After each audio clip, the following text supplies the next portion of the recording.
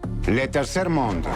Nos encontrás en Twitter, Instagram, TikTok y en el Sioux Guaraní. 11:43 en toda la República Argentina. Estás escuchando Le Tercer Monde por el aire de Universidad 107.5 desde lo más alto del edificio Sergio Karakachov. Y tenemos una invitada de lujo que recién fuera del aire nos recordaba que ya participó de otra emisión de Le Tercer Monde. Cuando estamos en lo más bajo Años de otro edificio. En otra radio. Desde lo más bajo. Desde lo más bajo de un centro cultural. Sí. Y bueno, tiene la gentileza de visitarnos nuevamente. Es Emilia Di Piero, que es doctora en Ciencias Sociales, magíster en Ciencias Sociales y en la especialidad de Educación, y es socióloga de la Facultad de Humanidades y Ciencias de la Educación de esta Casa de Altos Estudios que es la UNLP.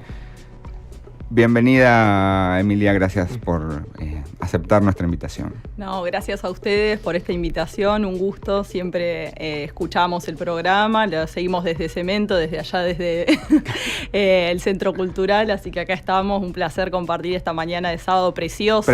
en la ciudad de La Plata. Le pusiste mucha garra. Se valora el doble. Nadie dijo nada de que llovía, de mirá que llueve.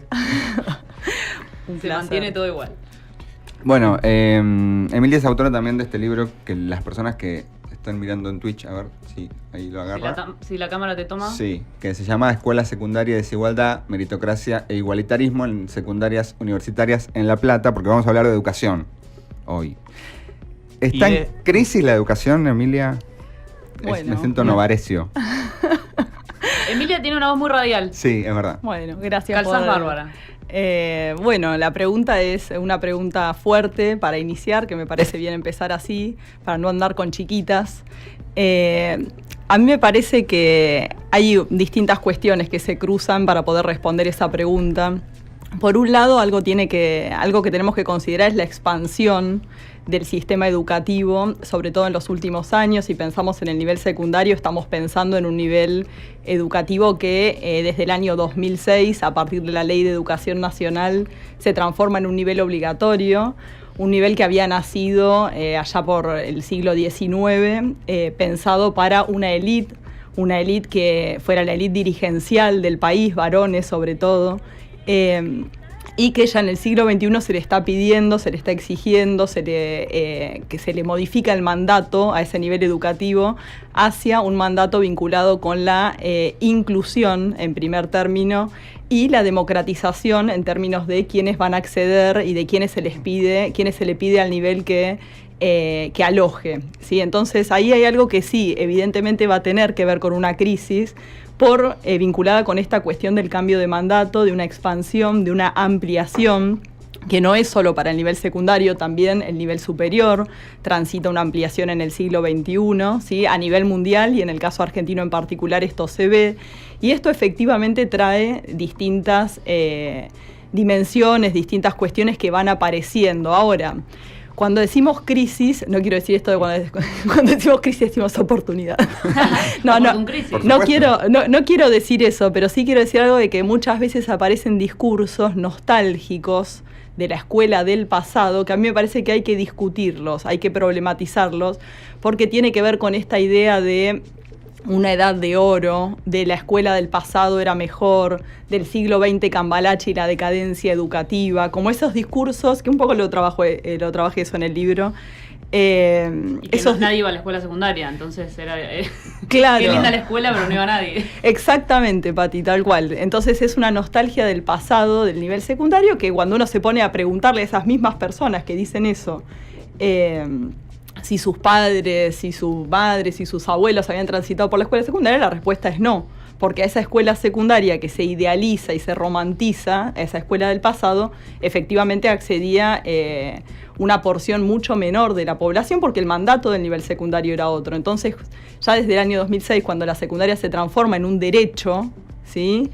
Efectivamente, en una obligación también, no se vuelve obligatoria. Exactamente, en un derecho que el Estado está obligado a cumplir, con todas las paradojas que esto viene no teniendo en los años anteriores, y ni hablar en la situación actual, en donde la palabra derecho ya parece ser una mala palabra, ¿no? En donde, bueno, sabemos que hay un gobierno y una sociedad que votó a un gobierno que toma la justicia social como un problema, ¿no? La justicia social y la desigualdad como algo a no considerar. Entonces, más allá de la cuestión que estamos atravesando actualmente, que me parece que todavía más tensiona la cuestión de la secundaria como derecho, en los años anteriores ya se veían estos discursos en relación con tensiones que aparecen cuando se modifica el mandato sobre un nivel educativo, ¿no? Entonces, por eso digo, está en crisis, pero no sé si en el pasado no estaba en crisis, ¿sí? O no se le pedía lo mismo que se pide ahora a esa escuela, porque toda esta escenificación de una crisis pronunciada, de mayores preocupaciones alarmantes y demás, que muchas veces aparece también en lo mediático, ¿no? Con un impulso mediático fuerte. Sí, hay como una mezcla entre eso del pasado glorioso y de que ahora no sirve nada lo que hay. Toda la escuela, que es un poco la idea de estar en crisis, es no sirve más, hay que ir por algo nuevo. Que con el algo nuevo también llegan las políticas que llegan ahora, que es como, bueno, lo que sea, pero nuevo, porque lo que tenemos no sirve para nada. ¿Qué sirve? Vos estuviste haciendo encuestas a docentes, ¿hay algo ahí que rescaten, que hay algo que sí sirva, que venga o después de 2006 o desde antes? Pero ¿qué sirve de la escuela ahora? ¿Qué no hay que destruir? Bien. A ver, a mí me parece que hay, de lo que decís, Santiago, dos cuestiones. Por un lado, esta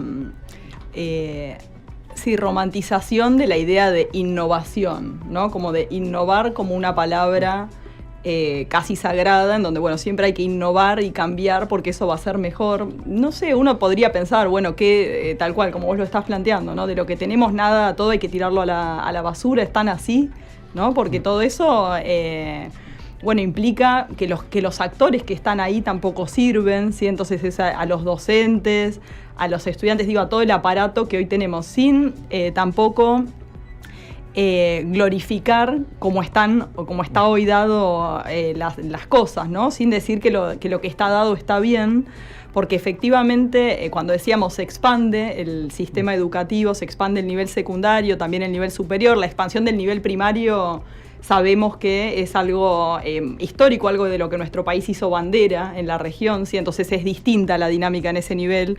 E inicial tiene muchas deudas, por eso no me estoy metiendo ahí, tiene muchas deudas referidas a expansión y es muy importante. Una veces no le da la importancia que tiene a inicial. Inicial es el jardín. Gracias, Manu. Inicial es el jardín de infantes y efectivamente uno piensa, bueno, son chiquitos, no pasa nada, y pasa de todo en esos años, son los años más importantes para la formación de una personalidad, de un sujeto, entonces a veces se descuida eso, después efectivamente las estadísticas muestran que a menor es el momento de inicio de esos procesos de escolarización, de estar con otros y demás, mejores después son las trayectorias de esas personas, entonces es un nivel que a veces no le damos en la investigación, digo, la importancia que tiene, pero digo, más allá de todo ese proceso de expansión, hay desigualdades persistentes, ¿sí? Que tienen que ver con qué sectores sociales llegan, con qué sectores sociales egresan de esos niveles educativos, ¿sí? Cuando uno mira los quintiles de ingresos, algo ahí soy la socióloga, me sale a flote, está pero muy bien. Cuando uno mira los quintiles de ingresos, sabiendo que el quintil 1 es el de menores ingresos, el quintil 5 de mayores ingresos, dividiendo la población en 5 grupos, vemos que los quintiles de mayores ingresos tienen mejores resultados educativos. Entonces hay deudas que todavía al día de hoy tenemos en relación con las desigualdades. Hubo una amenaza ahí de corte de luz, pero seguimos, siga. Entonces, perdón, para a ver si sintetizamos bien. Entonces, hubo una expansión que obviamente puso en crisis de alguna forma el sistema que ya venía porque tuvo que absorber gente que en otro contexto histórico no accedía a la educación y al mismo tiempo profundizó o dejó más al descubierto ciertas desigualdades que son constitutivas de la sociedad en general, digamos. Totalmente, Pati. Algo que antes también pasaba, pero que ahora... No se veía en la escuela, tal vez. No se veía en la escuela y no era un derecho a la escuela. El Estado no estaba obligado a atender estas situaciones, ¿sí? Porque el Estado cuando transforma un nivel en obligatorio se la juega también en ese sentido, porque entonces es obligatorio que existan los edificios, que las personas ingresen, permanezcan y egresen de esos niveles educativos. Entonces eso se vuelve efectivamente más visible cuando se transforma en un derecho para la población. Y después respecto de lo que decías, Santi, sobre qué cuestiones sí son valiosas de lo que sucede en la escuela, a mí me parece que hay una dimensión que tiene que ver con la escuela como un espacio en donde tiene que pasar algo que no pasa en otros espacios necesariamente, así como un espacio en donde se democratiza el acceso a un patrimonio cultural de la humanidad, ¿sí? Eso es lo que la escuela tiene que poder hacer, ¿sí? Es como lo que esperamos que en la escuela suceda, así que se acceda a ese patrimonio cultural de la humanidad, al que no todos, no todas, no todos tenemos acceso en nuestra misma medida y de la misma manera. Entonces, eso que tiene que ver con algo que ahora voy a hacer, el chivo que no hice antes con el libro lo voy a hacer con uno que va a salir. Están llamándolo. Con otro. Claro, con uno que va a salir porque tenemos un libro en prensa con el equipo. El equipo es el grupo de estudios sobre desigualdades educativas y sociales, el GESDES, que está radicado en la Facultad de Humanidades y Ciencias de la Educación, bueno, junto con el CONICET. Con el equipo trabajamos en un libro que se llama Ampliar Horizontes y que entendemos que tiene que ver con eso, con que la escuela busque ampliar los horizontes y nuestros puntos de partida en términos de lo que conocemos, de lo conocido, ¿sí? Ahora, ¿qué es lo que pasa efectivamente y qué es lo que encontramos en nuestras investigaciones, en lo que vemos, que es desde donde yo puedo hablar, ¿sí? No por esto de ¿cómo es la frase? Desde mi humilde... no es por caer en eso de esa... pose, sino porque... No es tu experiencia, sino es algo que exactamente, es desde donde investigamos, no desde mi experiencia concreta, que soy docente universitaria, ¿no? Desde lo que investigamos vemos que hay temas vinculados con los aprendizajes, con los procesos de enseñanza y con la distribución de conocimiento, ¿sí? Hay algo de esto que tiene que ver con, que conversábamos un poquito antes, con los contenidos y demás, que está apareciendo en el campo incluso como demanda estudiantil, sí, y ahí nos parece problemático. Como ir a la escuela a aprender. No, pero antes, en cómo se genera esa información de la escuela, porque hay mucho, últimamente lo que más se ve en medios son como pruebas de contenidos que les hacen a los y las estudiantes. Entonces se evalúa la escuela en está mal porque no saben matemáticas, que es algo difícil también de saber. ¿Qué es no saber matemáticas? ¿Qué es no saber leer? ¿Ustedes cómo se busca ahí qué es la escuela? ¿Cómo se investiga o cómo llegamos a ese sistema educativo con la gente, ¿no? Que es algo que un poco decías, la escuela es la gente. Exactamente, sí. Ahí hay algo que puedo llegar a decir que podemos no estar de acuerdo, tranquilamente. Voy a decir algo que no es políticamente incorrecto. Sí, no es tan fácil de... Pero, decilo. Sí. Estás en el lugar indicado. Y después no me invitan nunca más. No, imagínate que... cerramos acá cerramos la... No, que hay algo que nosotros venimos encontrando, más allá de todo lo que sí pasa en la escuela, ¿sí? Del trabajo de las docentes, de los docentes muchas veces no reconocido en términos salariales y simbólicos, ¿sí? De estar en el aula.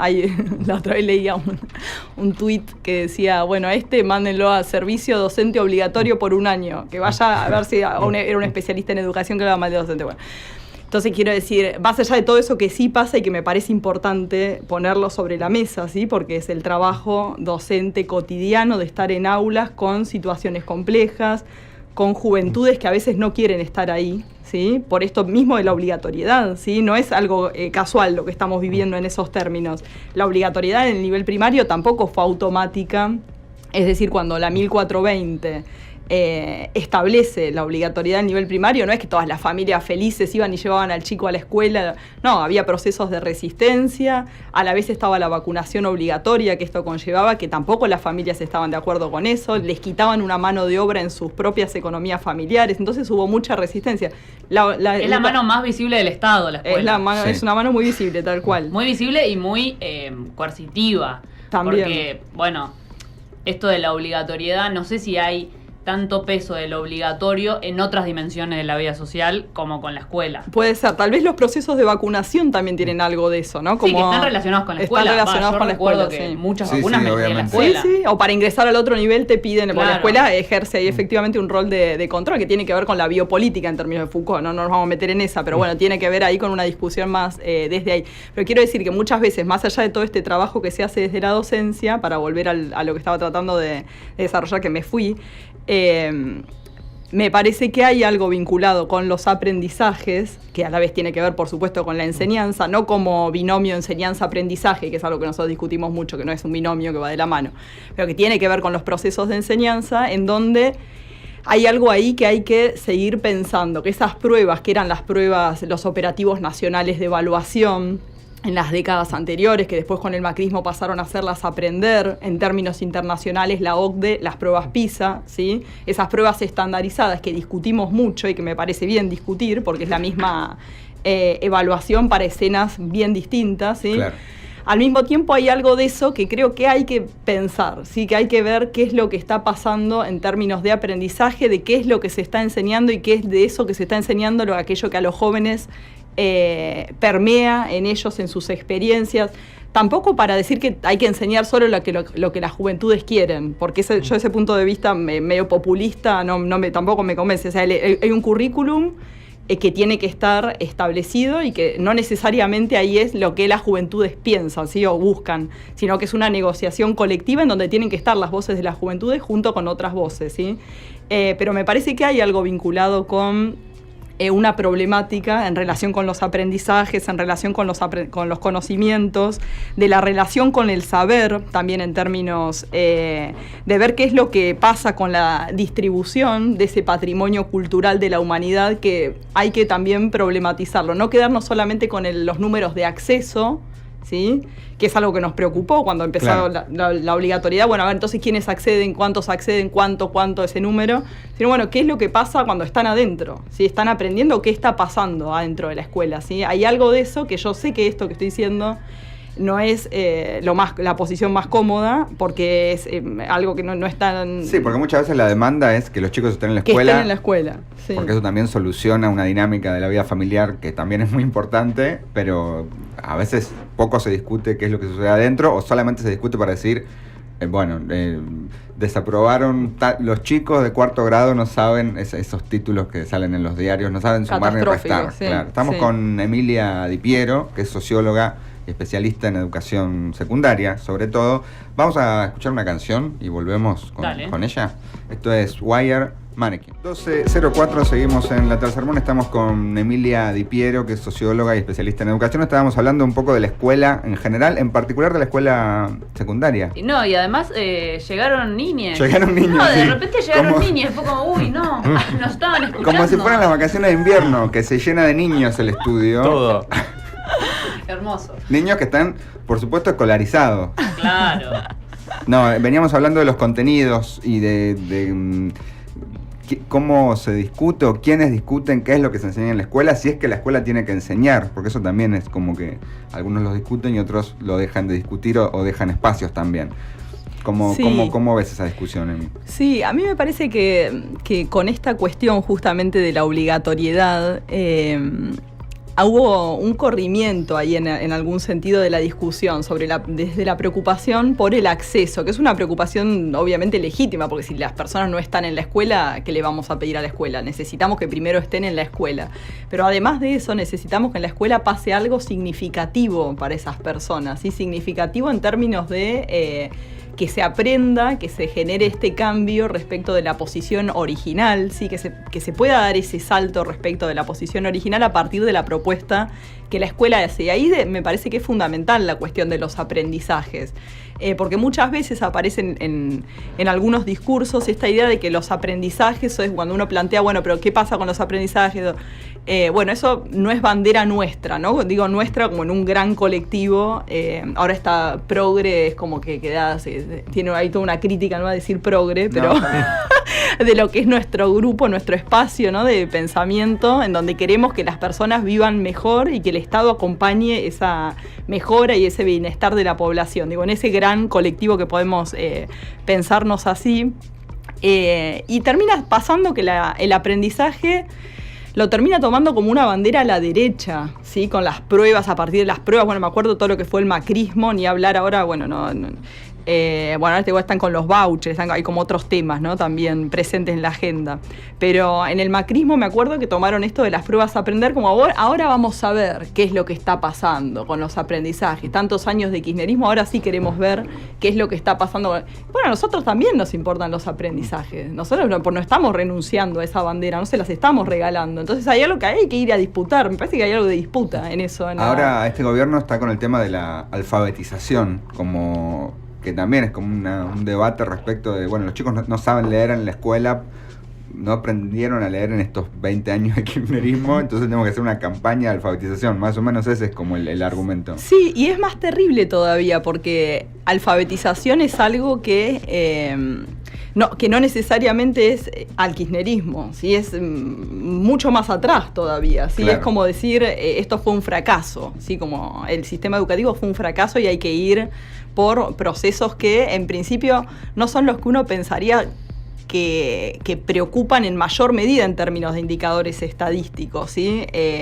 Igual una pregunta. No hay analfabetismo en Argentina. Hay, pero no es la preocupación mayor en nuestro país, ¿sí? Entonces uno dice, se agarraron de eso como bandera política y están con el plan de alfabetización y todos subidos a esta cuestión, pero bueno, hay algo ahí, lo mismo con el tema de los vouchers, son los nuevos temas que aparecen en la agenda. Y que sí, que a mí me parece que tenemos que ir a discutirlo, ¿sí? La cuestión de los vouchers es este modelo un poco a la chilena, que no es exactamente el modelo de Chile, ¿sí? Pero se mira a Chile como un modelo a emular, ¿no? Como un modelo a emular. Y se plantea esta cuestión de que, bueno, los vouchers hay que dárselos a las familias, al sector privado, porque estos procesos que decíamos de expansión con democratización de la educación, son acompañados también por una mayor privatización, ¿sí? Estamos en un problema, ¿sí? Estamos en un brete, no está todo bien. O sea, por eso yo abrí con una mirada más optimista en términos de expansión, que me parece que tiene que estar eso en la mesa, porque si no es como todo es un bajón, ¿no? Bueno, hay un proceso de expansión, esto lleva otros temas, ¿sí? Es una democratización segregativa al mismo tiempo, ¿sí? Hay muchos autores que han trabajado desde esta conceptualización. Es una democratización segregativa, o en términos de ese libro de Kessler, que es más general, sobre la mirada de Argentina, con los 12 años de kirchnerismo y demás, es un proceso de tensiones contrapuestas, ¿no? De avances y retrocesos en algunas cuestiones. Entonces digo, aparece esa expansión, pero también aparecen procesos de segregación y también está la privatización como un problema, ¿sí? Y no necesariamente para culpar a las familias que optan por una escuela privada, ¿sí? Sino para problematizar qué es lo que está pasando ahí. Claro. A mí se me ocurren como dos preguntas que no están muy relacionadas, pero las voy a decir las dos juntas. Decila. Una, si esta expansión, digamos, de la escuela secundaria junto con la obligatoriedad fue acompañada por una mayor inversión o mayor jerarquización de la escuela, sobre todo por parte de los gobiernos provinciales, que son los que ejecutan la política educativa. Porque digo, también es muy difícil poder incluir a un nivel masivo sin un acompañamiento, porque ahí me parece donde puede llegar a estar un poco como esa trampa que ahora dicen como... Vieron que son ilusorios los derechos porque hablan de una cosa y después en la realidad pasa otra. Bueno, ¿qué tan acompasado estuvo eso? Bueno, sí, es un nivel obligatorio e inclusivo, pero ¿de qué forma se expandió efectivamente? Digo, en edificios, en docentes, bueno, etcétera. Y después, por otro lado, si esta discusión sobre los contenidos no se relaciona también con una discusión como más general sobre... el aprendizaje actual. En la sociedad. En la sociedad actual, sí. Porque, digo, hay un problema para aprender, para prestar atención, para concentrarse, para no estar mirando pelotudeces en internet, que es tremenda y, no sé, lo digo desde mi experiencia, mi humilde experiencia y no desde ninguna investigación, pero para mí eso hace crisis con la escuela porque... La escuela es justamente la institución para aprender y pareciera que estamos en una involución permanente hacia no poder aprender más nada. Sí, para sumar en el mismo eje, yo vi ahí en... Sumamos todas las preguntas. No, porque es todo el mismo eje de los contenidos que cuando se termina de ver es cuando ves que en las escuelas especiales que es el otro lado de la escuela secundaria, es la escuela secundaria especial, donde se enfatiza más en que el contenido no importa, la formación... ¿Qué sería una escuela especial, perdón? Una escuela especial es una escuela donde van personas con discapacidad. Ah, está bien. Donde la formación docente ya no es en una disciplina, es en una discapacidad, y ahí está eso de, bueno, no importa tanto los contenidos, importa que estén adentro de la escuela. Y ahí también se pierde el sentido total de la escuela, que es vas a aprender contenidos, saberes. Claro, y termina siendo hasta un espacio que las juventudes no encuentran ahí demasiados, no les hace sentido a para qué está obligatorio, ¿no? Esto es muy complejo, es como, bueno, en un momento está el tema de, bueno, las juventudes están de acuerdo con esta obligatoriedad o qué están pensando, porque hay un problema de ausentismo, no docente necesariamente, que es lo que aparece en los diarios, ¿no? De ausentismo estudiantil también, ¿sí? Donde las fichas de los docentes muestran que acá hay después podemos poner que están aprobados y demás, pero hay un tema que de ausentismo que está mostrando también que para qué uno va a un espacio, ¿no? Mismo nos pasa a nosotros cuando están acá ustedes un sábado con este tiempo. Sí, la verdad que no sé qué es lo que nos convoca, entiendo perfectamente a los estudiantes. Yo estoy acá. Encima vine con los chicos, mi pareja. Una salida familiar. No, claro, prácticamente nuestra salida del fin de semana, vamos a decirlo. Pero digo, estamos acá porque uno encuentra un sentido estar acá, ¿no? Es porque, bueno, lo mismo uno piensa en términos ideales, tendría que pasar con ese espacio que aparece como obligatorio, pero bueno, hay que cargarle un contenido que pueda dialogar ahí con alguna... con intereses juveniles. Y respecto del financiamiento que traías, Pati, como tema... con los gobiernos kirchneristas se impulsó una ley de financiamiento educativo, se impulsó, se promulgó, se reglamentó, o sea, se llevó adelante una ley de financiamiento educativo que establecía que el financiamiento para la educación no podía ser menor, es decir, tenía que tener un piso del 6,4% del Producto Bruto Interno, es decir, los bienes y servicios que produce un país en un año, que no tenía que ser menor al 6,4%. Fue una apuesta importante. Que salió a la par de la ley de Nacional de Educación, exactamente. Ahí lo que después se vio con el transcurso de los años es que raramente esto llegó a implementarse, ¿sí? En términos de implementación completa. No llegó a ese 6,4, raramente se llegó, sí se aproximó. Entonces hubo una apuesta también desde el financiamiento. Me parece que ahí, efectivamente, como vos marcás, hay avances y después deudas pendientes y deudas también en términos de las jurisdicciones en un país federal. Sí, no es lo mismo. Nuestro país tiene grandes desigualdades en términos federales.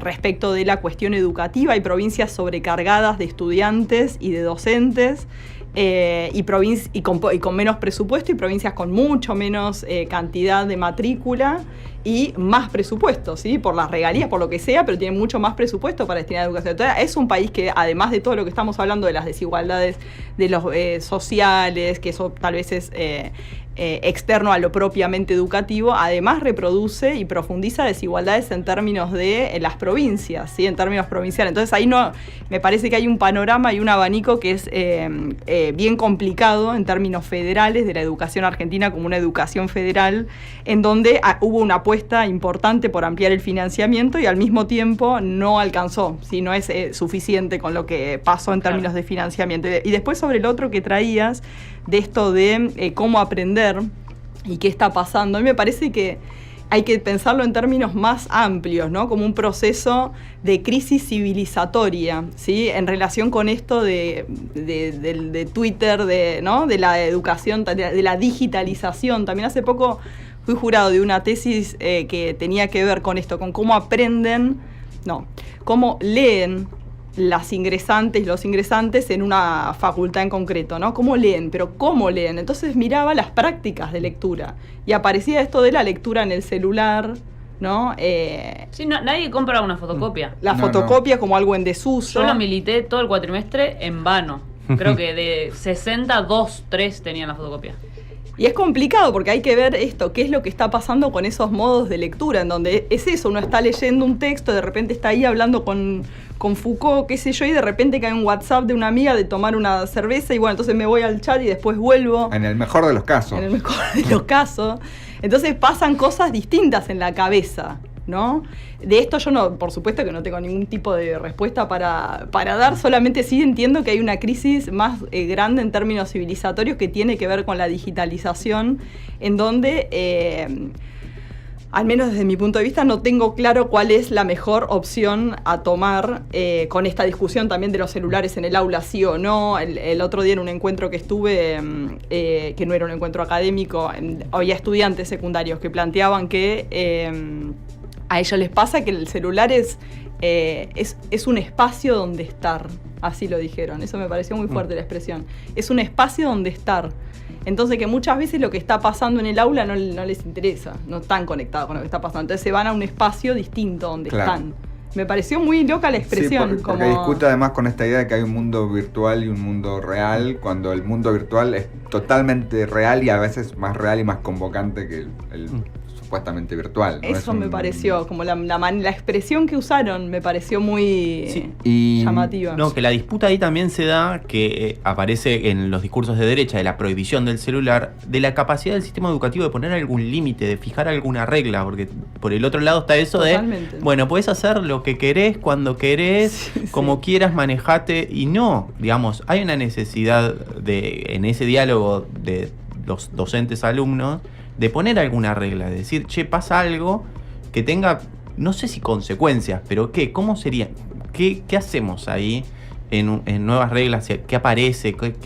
Porque hay cosas que pasan en la escuela también. Pero la escuela perdió también esa función, ¿o no? No, los docentes generan. Lo que pasa es que es muy diverso, pero hay algo ahí que está pasando. Tiene que haber ciertos límites. Antes por ahí, ahora sí estamos hablando sin Emilia, pero la autoridad. No, yo no soy autoridad.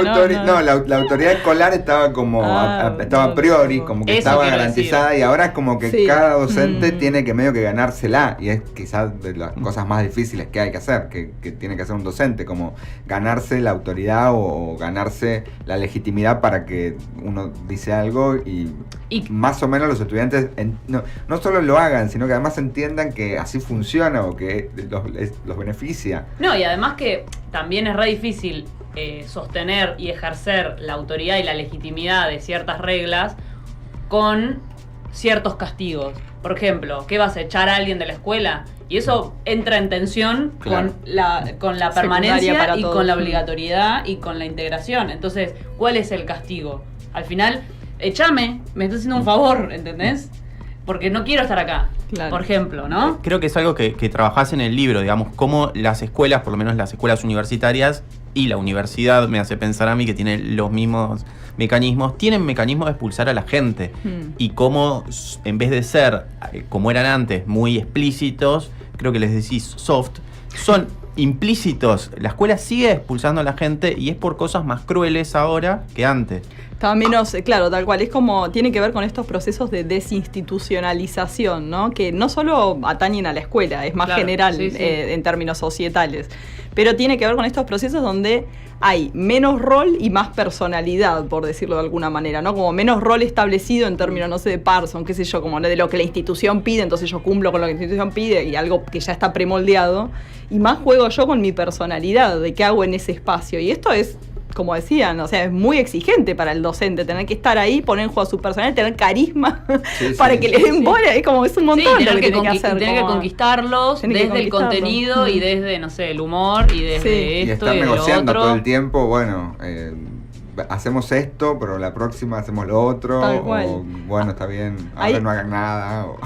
Claro. Ahí creo que eso es una trampa, ¿no? Lo de poner más a jugar, que esa cuestión de la flexibilidad, en un punto hay una trampa y de que es todo más flexible, más laxo y demás, y en una parte lo entiendo si pensamos en una escuela como la escuela del libro de Cohen, ¿no? Como esa escuela así tan rígida. Las ciencias morales, es decir, claro, la Nacional morales. Buenos Aires de los 80. Sí, exacto, no me salía el nombre, gracias.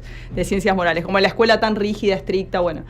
Hay algo de eso que efectivamente hay que conmover, ¿no? Pero después ya el otro extremo, en donde es todo el docente haciendo el show para que conquistar ese público estudiantil, es un engaño, ¿sí? O sea, primero la figura docente va a llegar un momento en que no va a querer estar nadie en ese lugar, ¿sí? Solo profes de teatro. Claro. No, sí, aparece Como stand-uperos. pero en los medios aparece como reivindicándose alguien que fue a la escuela disfrazado de Spider-Man y no sos terrible. un animador de fiestas. Claro. Es como, ¿cómo vas a ir a la escuela disfrazado de Spider-Man? A no ser que tengas muchas ganas. Que seas vos. de disfraces y esa sea la propuesta para un 21 de septiembre. Ay, qué bien. Ay. No, y hay algo del esfuerzo, digamos, de eso que tenía la escuela tradicional, que después fue conceptualizado, que un poco está también en el libro, como meritocracia, ¿no? Pero ahí hay una línea que es complicada y que también yo iría ahí a tensionarla. De hecho, estamos trabajando en el equipo, hay una de las tesistas que es Ana Clara Burgos García, que está trabajando sobre esa cuestión del mérito y la diferencia entre mérito y meritocracia, ¿sí? Para conseguir algo hay que esforzarse, o sea, sí, hay que esforzarse, o sea, ninguna de nosotros estaría acá si no hubiéramos en un momento dicho, mira, esto me queda re lejos, pero hoy me meto acá y hago esto, ¿sí? Porque lo tengo que sacar, lo quiero sacar, me gratifica el logro que voy a tener por el esfuerzo que hice, me parece que vale la pena hacer este esfuerzo. Entonces, hubo una mala lectura, me parece a mí, de la cuestión de la meritocracia, la meritocracia como idea tiene que ver con con una ideología que cree que los que están en los mejores lugares sociales es porque se esforzaron más. Eso hay que sociológicamente destruirlo. Sí. Lógicamente, es una falsa meritocracia. Una farsa, claro. Sí. ¿Desde dónde Alperín tiene más esfuerzo que el cartonero en serio, que el cartonero que está carreando? Ya a veces pasás acá, ni a hablar últimamente, ¿no? Ves la gente cargando como un animal de carga y ¿qué esfuerzo mayor hace Galperín? Dale, contame otro. O sea, no va por ahí. O sea, entonces esa ideología de que el otro se esforzó más y por eso tiene una mejor posición es un engaño que tenemos la obligación de destruir quienes pudimos estudiar algo como sociología o vinculado, ¿no? Con la problematización de la humanidad. Tenemos que decir algo sobre eso. Pero después hay otra cosa que tiene que ver con el esfuerzo, que no es que está todo bien y da todo lo mismo, porque ese otro discurso me parece que tampoco nos lleva a buen camino. Y la figura docente queda en un lugar espantoso, en donde no tiene de qué agarrarse. O sea, no se puede pedir nada. Es como, porque si estás pidiendo que aprendan, no porque pasás a ser un facho, ¿no?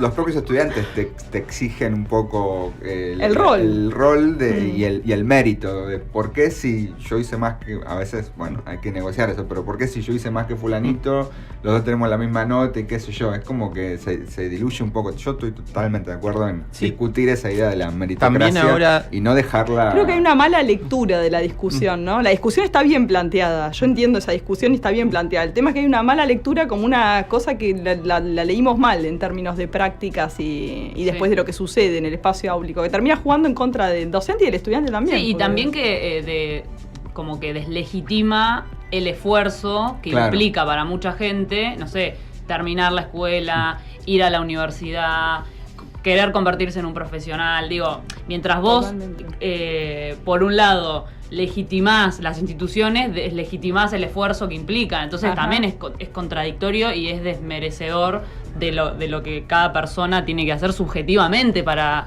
poder desarrollarse o progresar o lo que sea, no sé, en términos como lo querramos decir. Totalmente. Sí, este gobierno llega con la idea del esfuerzo, de que vos te esforzás y no lográs nada. Entonces, ¿dónde se valora ese esfuerzo en un país que cada vez te da menos oportunidades? Emilia, te agradecemos esta participación. Ya estuvimos como casi una hora hablando. Sí, a mí me quedó pendiente, pero para la próxima... La próxima te volvemos a invitar. No, pero me quedó pendiente que estaba en el título del libro, ¿no? Escuela Secundaria y Desigualdad. No, en el subtítulo, perdón. Meritocracia e igualitarismo en secundarias universitarias de La Plata. Claro, como... Para la próxima, como qué pasa con los colegios nacionales, que yo tengo ahí y tenés que leer el libro. Tengo una pica personal con los colegios nacionales. Y va a estar peor porque es repicante. Me quedó ahí, pero bueno, ya pasó. Bueno, Emilia Del Piero, Seguir socióloga conversando. y especialista en educación, gracias por venir. No, a ustedes, muchísimas gracias. Seguimos con más hasta las 13 de la tercera.